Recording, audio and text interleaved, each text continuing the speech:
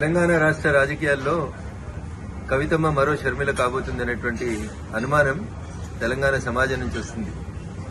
ఎందుకంటే ఈ పంచాయతీ కుటుంబ పంచాయతీ, రాజకీయ వారసత్వ పంచాయతీ, ఆస్తుల పంచాయతీ ఎందుకు ఆల్ ఆఫ్ సడన్ గా కవిత గారు అమెరికాలో ఉన్నప్పుడు మే 2వ తారీఖున రాసినటువంటి లేఖ ఇంతగా ప్రజల్లో చర్చనీయాంశం అవుతుందంటే ప్రజల ఆలోచన లోపల ఒక అర్థం కనబడతా ఉంది స్పష్టంగా.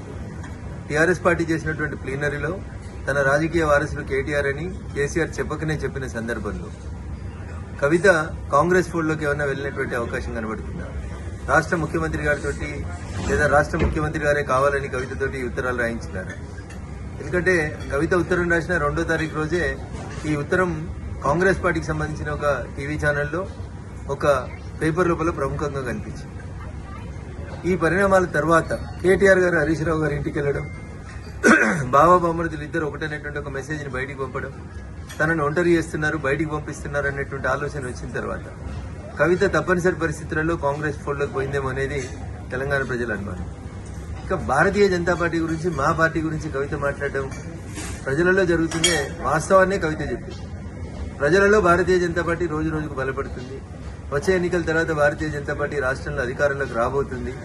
ఈ విషయాల్ని దృష్టిలో ఉంచుకొని భారతీయ జనతా పార్టీ, బీఆర్ఎస్ రెండు కలిసి ఏదో చేయబోతున్నాయని ప్రజల్ని నమ్మించుతందుకు పోయిన ఎన్నికల కంటే ముందు పీసీసీ అధ్యక్షుడిగా ఏ ప్రయత్నాలను అయితే రేవంత్ రెడ్డి గారు కొనసాగించారో ఈ రోజు ముఖ్యమంత్రిగా కవితను మరొకసారి అట్లా పావుగా వాడుకుంటున్నారేమో అనేది తెలంగాణ సమాజం ఆలోచిస్తుంది.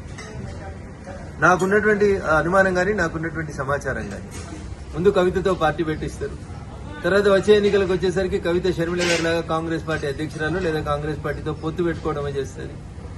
ఇది గతంలో ఈ రాష్ట్ర రాజకీయాల లోపల ఇట్లాంటి ఒక ప్రయోగం చేస్తే బాగుంటుండే అని నేను చెప్పలే. టీఆర్ఎస్ సిద్ధాంతకర్త అని చెప్పుకుంటే ఆయన మొన్న ఒక టీవీ ఛానల్లో చెప్తాడు, 2018 ఎన్నికలప్పుడు కేసీఆర్ హరీష్ రావు తోటి ఒక పార్టీ పెట్టిస్తే మంచిగుంటుండే, ఆ పార్టీని ఎన్నికలు అయిపోయినాక మళ్లీ మెర్జీ చేసుకుంటే బాగుంటుండే అనేది టీఆర్ఎస్ పునాది నేనే అని చెప్పుకునేటువంటి ఒక సిద్ధాంతకర్త మొన్న ఒక టీవీ ఛానల్లో మాట్లాడుతూ చెప్పి వీటన్నింటినీ క్రోడీకరించి చూసినప్పుడు కవితని కాంగ్రెస్ నడుపుతుందా, కవితని రేవంత్ రెడ్డి గారు నడుపుతున్నారా, కవిత మరో షర్మిల కాబోతుందా అనేటువంటి అనుమానం అయితే చాలా స్పష్టంగా తెలంగాణ సమాజం ముందుంది.